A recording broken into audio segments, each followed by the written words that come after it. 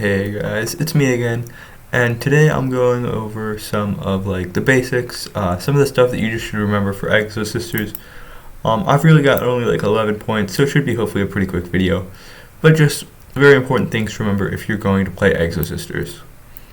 So first of all, we've got our Vadis lock. So remember that when you use Exosister Vadis, for the rest of the turn, you cannot special summon monsters from the extra deck except Exosister monsters. So you cannot special summon Utopic Draco Future, Utopic Double, Utopia Double, stuff like that.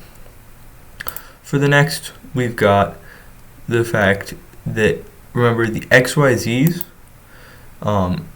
namely Mikalace, Caspitel, and Gibberine, and then obviously Osophiel, they only gain their effects if an Exosister was used as material for them. So, if you use them, say, with two random level 4 monsters, they don't gain their second effect, which is usually their quick effect, right? Usually they have an ignition effect and a quick effect or a trigger effect, and they can use the ignition effect whenever, the second effect, generally. But their quick effect or their trigger effect is only if there's an Exosister used as material. Next, you've got to remember that Exosister packs adds and then special summons.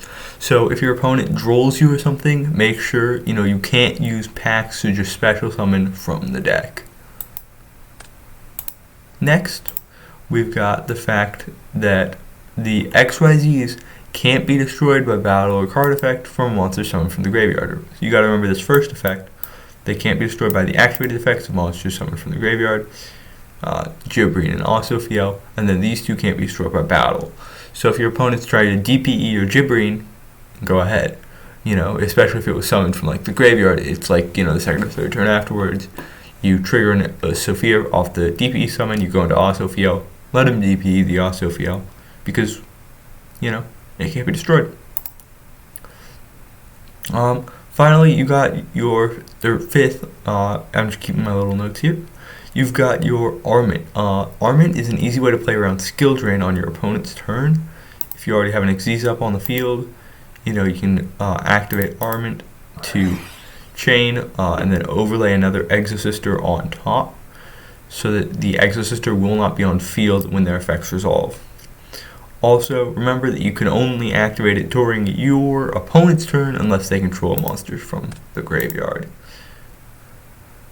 Next, we've got something that not a lot of people know because of just how the interaction works, but you can actually activate Exosister Vadis under There Can Be Only One. Because how There Can Be Only One works is you can't special summon a monster if you have one of that type, a spellcaster, already on the field. But if you have no spellcasters on the field, you can use the effect because it is a simultaneous summon. They're both special at the same time. The reason that I know this is because it works like that with Gamma as well, where Gamma specials them both at the same time. So yeah, there's where that ruling comes from. Finally, you gotta remember, this is what, 6th? Yeah, no, 7. This is our number 7 point. Irene doesn't require an Exosister to activate her effect on the field, just to gain the life points, if you control Exosister Sophia. However, Sophia requires you to control another Exosister monster to be able to draw one card. Next, for point number 8, we've got Carpe Diem. I don't use this card a lot, but it's still pretty good for back row removal. But what a lot of people aren't paying attention to is the fact that when an attack is declared, right, you do not have to be the one declaring the attack.